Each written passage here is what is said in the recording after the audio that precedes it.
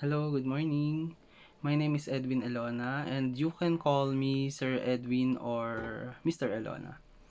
And I will be your student teacher for this entire school year 2020-2021 in MAPE subject. So let us start with a prayer in the name of the Father, the Son, the Holy Spirit. Amen. Lord, we pray thee, hear our earnest prayer, teach us to obey thee, make our pathway clear, leave us never those who love us. Guard and guide us ever. Keep us close to thee. Please, show us, God of love and life, how our heart may know thee. Keep us in thy sight. Amen. The Father, the Son, the Holy Spirit. Amen. So, let's start in our activity. What do you think is in the country's main issue that President hate most? Is it about corruption in the government offices? Is it about poverty among the Filipinos? Or about drugs? So the answer is, actually the president's motto is, I hate blank. What? The president actually hate drugs. Kaya nga tayo may war on drugs, 'di ba? So ito yung example na mga pictures. Ayan, nandyan yung tablet on your left screen, tablet, syringe, capsule, yung mga powder yan, mga illegal drugs yan na na-abused. Sa right side naman, ito yung marijuana. Next slide. Do you think a person who have taken an illegal drugs behaves well like a normal person who is not taking these substances? So as you can see in the picture, yan, nagtuturok sila ng illegal drugs, pampalakas yan. Ayan, mga wrestler saka ng screen nyo.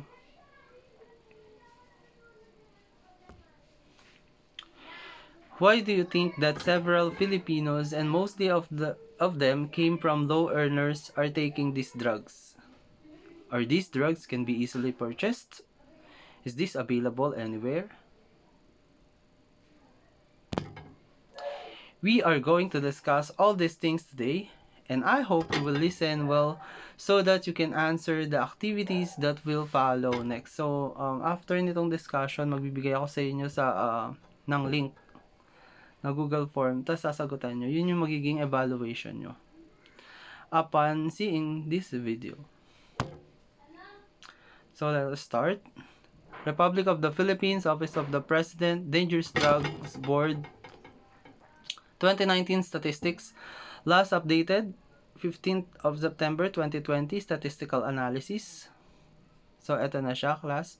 A total of 55 treatment and rehabilitation facilities reported to the Treatment and Rehabilitation Admission Information System, TRAIS. Of this, 53 are residential and 2 are outpatient. From the facilities reporting, a total of 5,227 admissions were recorded. 5,119 of these are new cases, 22 are readmitted cases, and 86 have undergone treatment in an outpatient facility. A slight decrease of 4.04% or 220 in admission as compared to previous year was noted. This could be largely attributable to the Community-Based Drug Rehabilitation Program, or CBDRP, wherein those diagnosed as low to moderate risk need enter treatment and rehabilitation program in facility. Instead, they are enrolled in given appropriate intervention through the CBDRP. In 2019, an increase in the admission of plea bargaining of 1,991 as compared to 1,356 from previous year was reported. So, dati kasi, kapag nagkaroon ka ng kaso ng drugs, agad, 12-20 yung magiging kaso mo. Yun nga, yung minimum of 12 years to 20 years imprisonment. So, nung time na ni Duterte, nagkaroon na ng plea bargaining agreement na binigyan sila ng chance para makapagbago, para ma-rehabilitate nila yung sarili nila. Naging yung from 12 years, naging na lang siya, 1 year and 8 months, ganun. or more than 2 years, 2.5 years. Tas yung 6 months doon, it's either i-rehabilitate ka nila doon sa facilities nila or mag-undergone ka doon ng rehabilitation sa bahay nyo. Tas imo-monitor ka na lang nila kung talagang nagbago ka na. Yan. The percent decrease in voluntary submission with court order could be attributed to the individuals who opted to voluntarily surrender to the community, and result of assessment show that more drug users need only intervention through the CBDRP. The demographic profile. So, as you go along, so grade 9 na kayo, no? Pag nag-thesis kayo ng grade 11 and 12, ito, ma-encounter nyo tong demographic profile na to sa research nyo. So, ito, about 89% or 89.02% of the 2019 admission cases are males. So, alam naman natin yun na mga lalaki talaga yung exposed dito sa illegal drugs. Around 11% or 10.46% females, and an insignificant percentage among them are LGBT, or 0.52%. The ratio of male to female is 9:1. So, marami talaga yung lalaki. With a mean age of 32 and a median of 33 years old. The youngest is 7. So, grabe. 7 years old pa lang, nag-i-intake na ng drug. While the eldest is 68 years old. Eto si Lolo, or eto yung lumabas sa survey, sa research na ginawa. The highest percentage belongs to age group of 40 years old and above with 27%. So yun, yung kadalasan dito sa is yung mga nagtatrabaho din, like yung construction worker, yung kailangan nila ng kumukuha sila ng lakas sa droga, ganun. Almost half, 49.28% of the total admitted cases are single, while 26% are married. Those who have live-in partner reach 21%, and the rest are either widow, separated, divorced, and annulled, 4.7%. As to educational attainment, 28% of the center clients have attained high school level, followed by those who have graduated in high school, 19%, and those who have reached college level at 19%, or 18.71%. Yan, the average monthly family income as reported by the clients is more than 13,000 pesos. So, ito yung mga low wage earners sila. With regard of the status of employment, those employed, either workers, employees, or businessmen, and self-employed comprise 55%, while those unemployed total to 39%. Around 5% of clients are students, while 1.55% are out of school youth. So sila yung kadalasang mga nag-i-intake ng drugs. However, a few 0.04% did not disclose the status of employment. So no comment sila. About 32% of the reported cases are residing in the National Capital Region prior to confinement. So bakit ba sa NCR yung karamihan? Kasi nga dikit-dikit yung bahay nila doon. Tas yung mga youth nag-e-explore, ganun, na-explore nila yung sarili nila sa culture din na ginagalawan nila, na kung maraming supply naman doon ng drugs, nasasama sila, parang nahihikayat sila. Then, yung iba kasi sumasama sa mga maling kaibigan, yon, or tropa na tinatawag nila. As regard to the age, when client first tried drugs, 38% or 38.21% belong to the age bracket of 15 to 19 years old. So, eto, kaedad nyo to, class So, it's better na wag nyo nang tikman kasi mahuhook kayo once na makatikim kayo ng illegal drugs. 44% or 43.85% claim that they have taken drugs to 5 times a week, while around 21% or 20.55% on a weekly basis. So what to know? Death toll. Estimate of the death toll vary. Officially, 5,100 drug personalities have been killed as of January.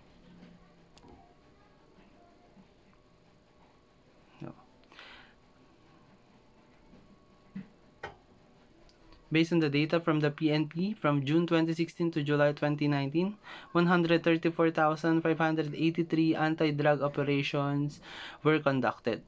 193,086 people were arrested, and 5,526 suspects died during police operations.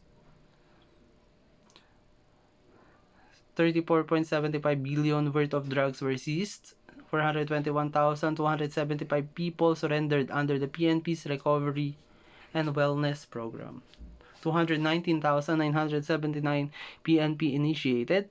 201,296 community center supported. And 499 reformation centers established. Background.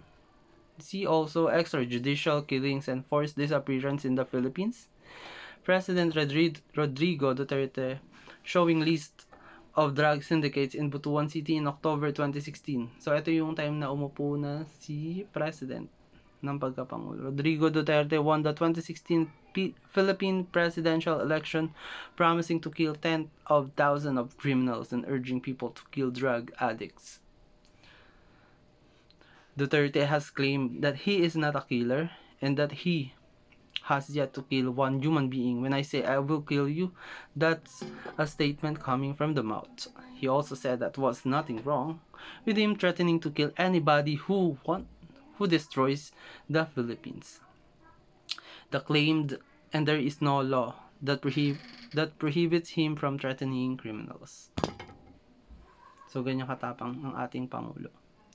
As mayor of Davao City, Duterte was criticized by such groups as Human Rights Watch for the extrajudicial killings of hundreds of street children, petty criminals, and drug users carried out by the Davao Death Squad, a vigilante group, which he was allegedly involved.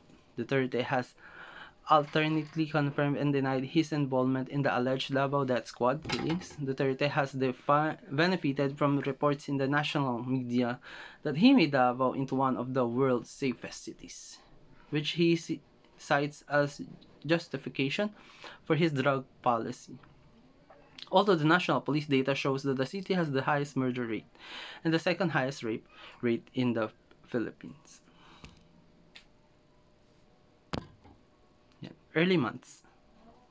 In speeches made after his inauguration on June 30 of 2016, Duterte urged citizens to kill suspected criminals and drug addicts. He said he would order police to adopt a shoot-to-kill policy and would offer them a bounty for dead suspects. So, ganyan katapang ang ating Pangulo. In a speech to military leadership on July 1, Duterte had told communist rebels to use your kangaroo courts to kill them to speed up the solution to our problem. On July 2, the Communist Party in the Philippines stated that it reiterates its standing orders for the NPA to carry out operations to disarm and arrest the chieftains of the biggest drug syndicates, as well as other criminal syndicates involved in human rights violation and destruction of the environment. After its political wing Bagong Alyansang Makabayan accepted cabinet posts in the new government, an unnamed foreign country. Yan.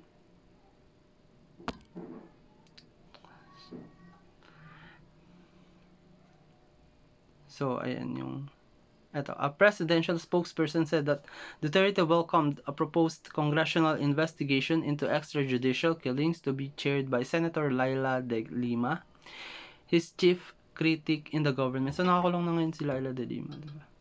On August 17, Duterte announced that de Lima had been having an affair with a married man, her driver Ronnie Palisok Dayan. Duterte claimed that Dayan was her collector for drug money, who had also himself been using drugs. In a news conference on August 21, Duterte announced that he had in his possession wiretaps and ATM records which confirm his allegation.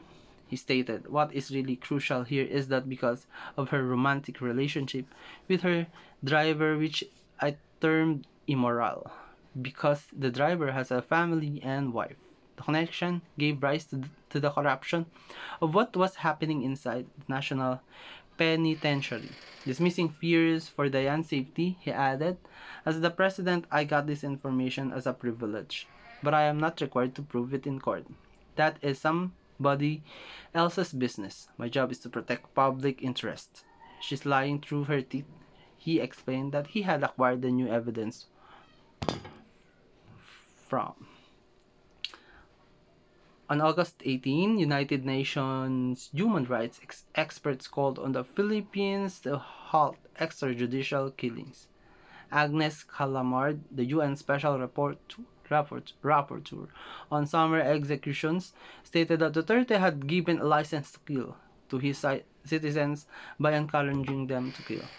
In response, Duterte threatened to withdraw from the UN and form a separate group with African nations and China. Presidential spokesperson Ernesto Abella later clarified that the Philippines was not leaving the UN.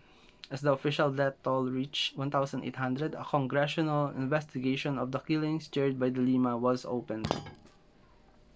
The presidential spokesperson, Harry Roque, said that the government is open to subjecting the Philippines to a probe through regular domestic channels as long as they are competent and unbiased rapporteur on the anti-drug campaign. Ito on August. Ito na, yung state of emergency.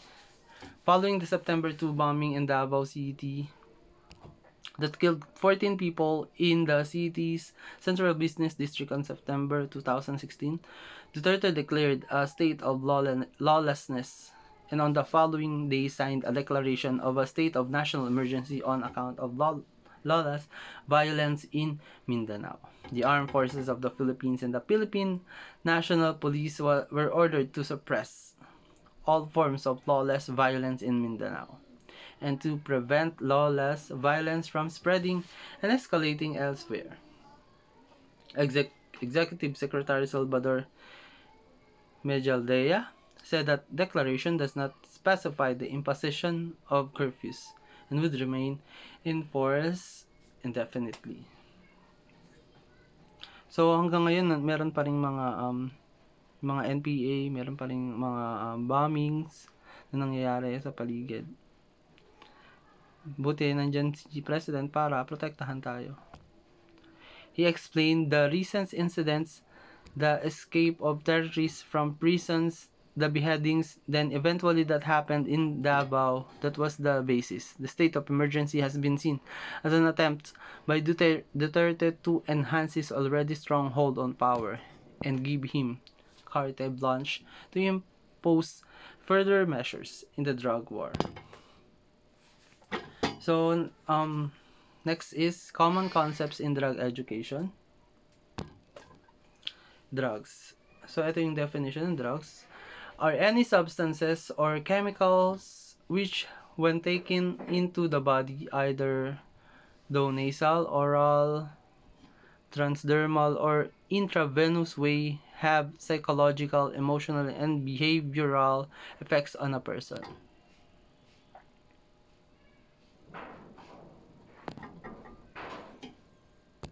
So next, drugs of abuse. First bullet are drugs commonly abused by users. So ito yung mga nauuk sa pinagbabawal na gamot, ganun. At inaabuso nila ito. In Philippines, the three drugs of abuse are shabu, marijuana, and inhalants.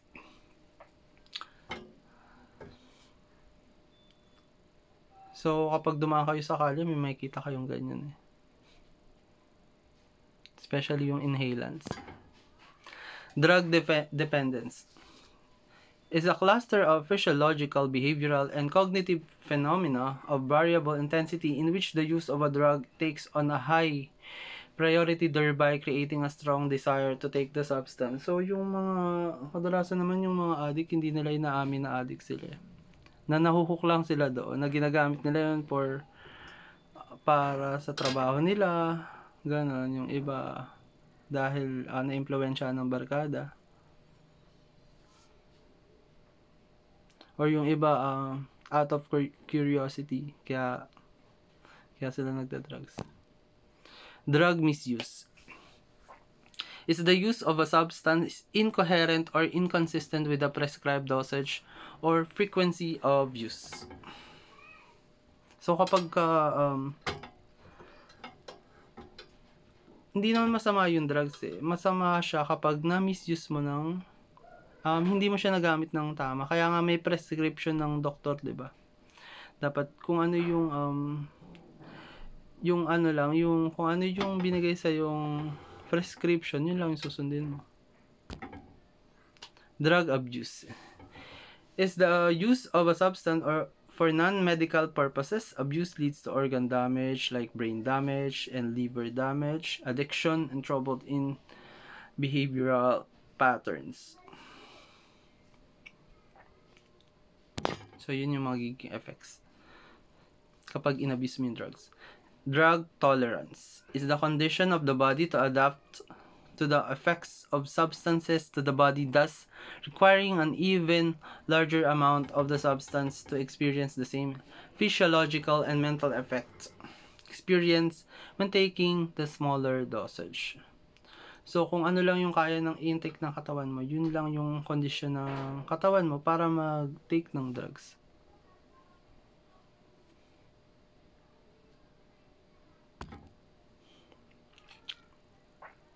Illegal drugs, which are commonly used in the Philippines and their effects. As a campaign promise, President Rodrigo Duterte has made a crackdown on illegal drugs a centerpiece of his administration, for which he has been chastised from all fronts in and out of the country. Drug addiction, no doubt, has severely affected society, cutting across all social, economic echelons and demographics. No one can deny that drug addiction is a societal menace, resulting in countless crimes, financial problems, and broken relationships both with families and friends. So, 'di ba yung kadalasan nagiging cause ng crimes dahil sa drugs? Mostly nakatake ng droga. Hindi mo naman kasi magagawa yung lalo na kapag heinous crime, hindi mo siya magagawa ng normal ka eh. Magagawa mo siya kapag under influence ka ng droga. Here's a glimpse of what the common prohibited drugs are and how they affect the body and mind. According to a primer of the United Nations Office on Drugs and Crimes, posted on its website, drugs are chemical substances that affect the normal functioning of the body, either physically and or psychologically.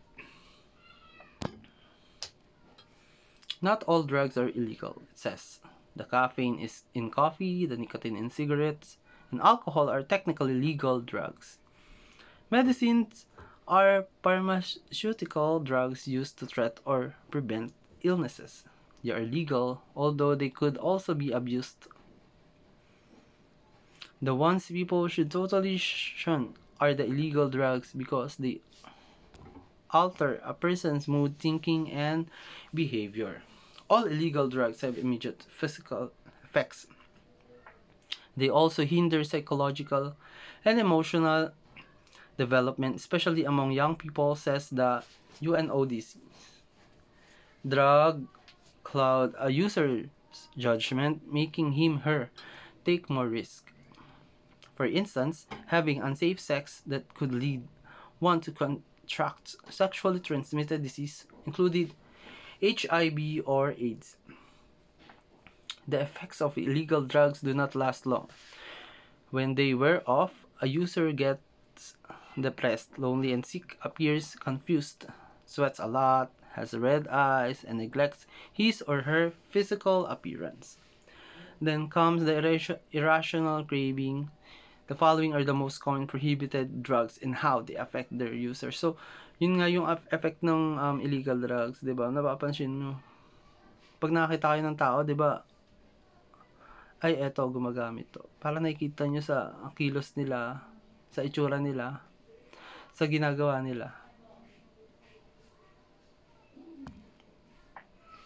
So, ito yung mga list ng drugs natin na pinagbabawal or illegal drugs.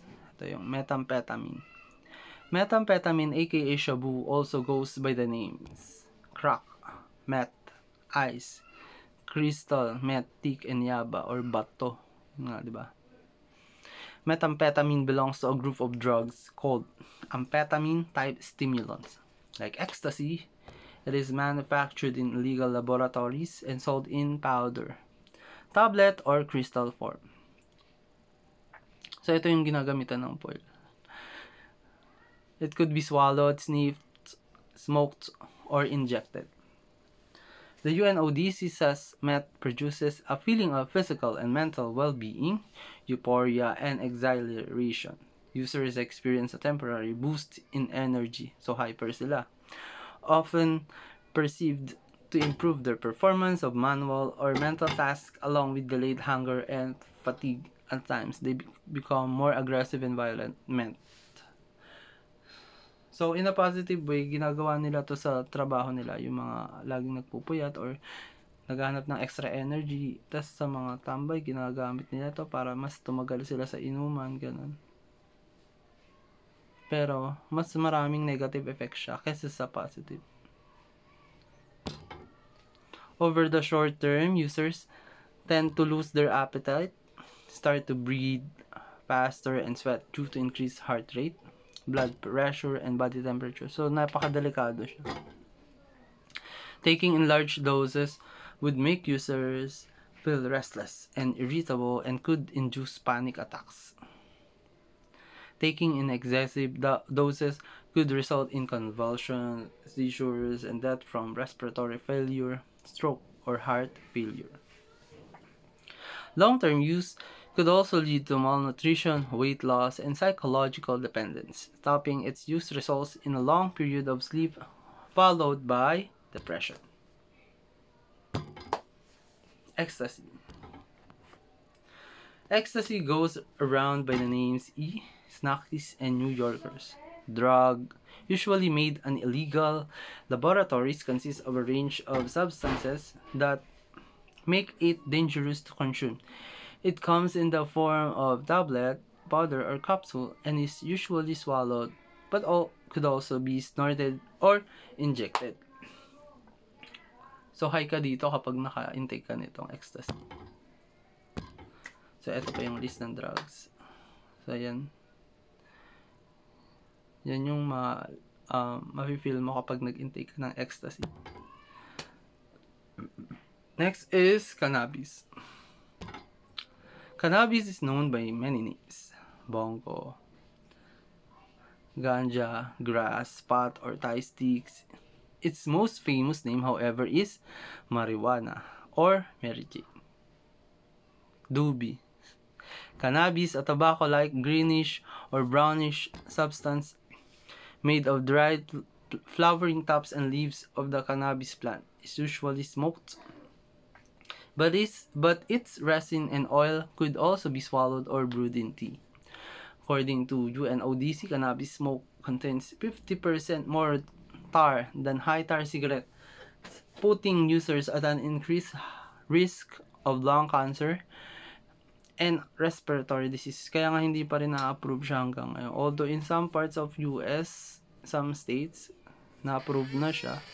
Pero mas marami pa rin kasi yung negative effects kaysa sa herbal effects ng cannabis. After taking cannabis, users feel relaxed and sometimes euphoric, with an intensified sense of sight, smell, taste, and hearing. Short-term use makes them experience increased appetite and pulse rate, and an impaired ability to perform physical and mental tasks, such as driving a car and thinking logically. Pero minsan, kapag nakatake ka dito, based on my observation, yung iba, parang sila, na may mental block or nag-i-stack up sa isang gilid, ganun. With large doses, users' thinking slows down and they become confused and have bouts of anxiety, panic, and psychotic episodes. The UNODC said that regular users of cannabis run the risk of developing psychological dependence to the point that they lost interest in all other activities, such as work and personal relationships. Cocaine. Cocaine is known as crack, bazooka, blanche, cake, coke, or lady.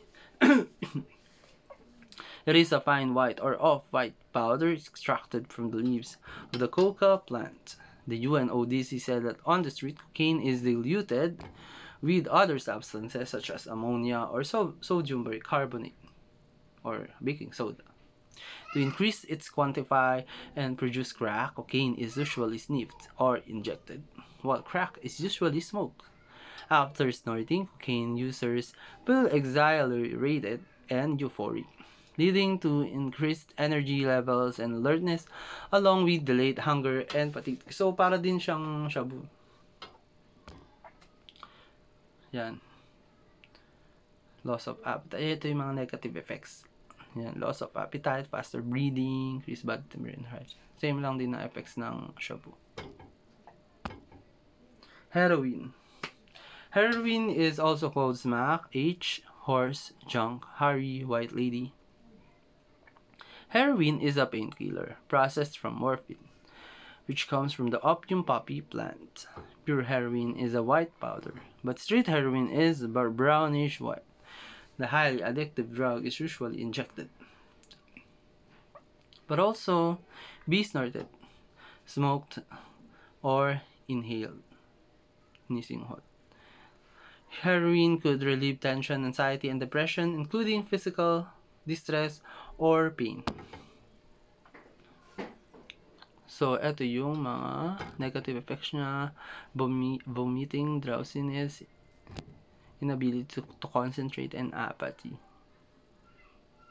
Overdosing on heroin could lead to coma and death through respiratory depression. Abruptly quitting heroin leads to severe withdrawal symptoms such as cramps, diarrhea, tremors, panic, runny nose, chills, and sweat.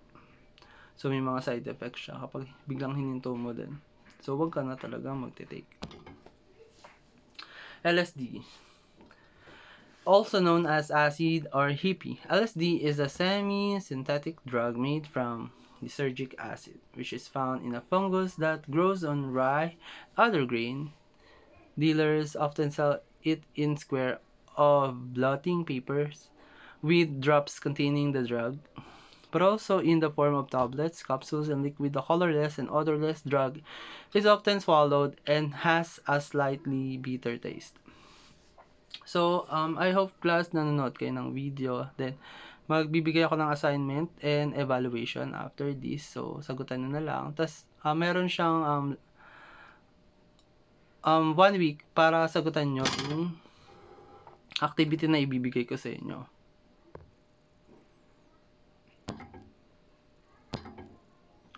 So,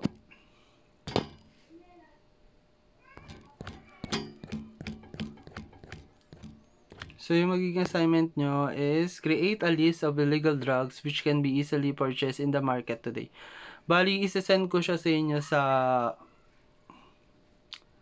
Edmodo. Then, sasagutan nyo na lang. Tapos, yung evaluation ko, isa-send ko sa GC nyo. Sa kanya-kanyang GC nyo. Yun lang po, and bye-bye.